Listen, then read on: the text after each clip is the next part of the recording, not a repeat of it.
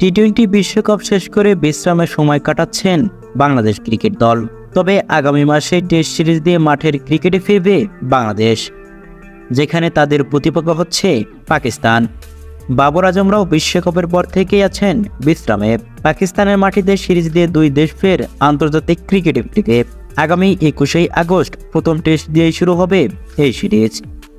তার আগে 17 আগস্ট বাংলাদেশ দল পাকিস্তানে পা রাখবে। সূচি চূড়ান্ত করায় পাকিস্তান ক্রিকেট বোর্ডকে ধন্যবাদ জানিয়েছে বাংলাদেশ ক্রিকেট বোর্ড বিসিবি।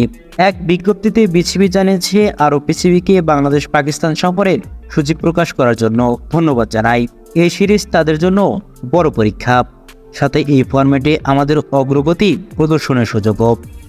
এদিকে বাংলাদেশ অধিনায়ক নাজমুল হাসান শান্ত বলেন, দল হিসাবে আমরা পাকিস্তানে গিয়ে আইসিসি ওয়ার্ল্ড টেস্ট চ্যাম্পিয়নশিপে খেলতে মুখিয়ে আছি।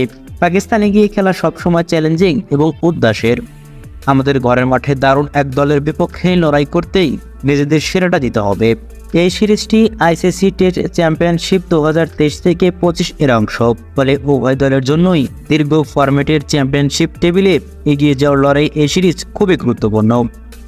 এর আগে পাকিস্তান ক্রিকেট বোর্ডের পিসিবি মহসিন নাকভি জানিয়েছেন, লাহোরের গদ্দাফি স্টেডিয়ামের সংস্কার কাজ চলার কারণে আসন্ন সিরিজের কোনো ম্যাচই এই ভেন্যুতে হবে না। এর আগে বাংলাদেশ এবং পাকিস্তান 13 বার টেস্ট ফরম্যাটেই মুখোমুখি হয়েছিল। প্রথমবার দুই দল 2021 এশিয়ান টেস্ট চ্যাম্পিয়নশিপে পরস্পরের মোকাবেলা করে।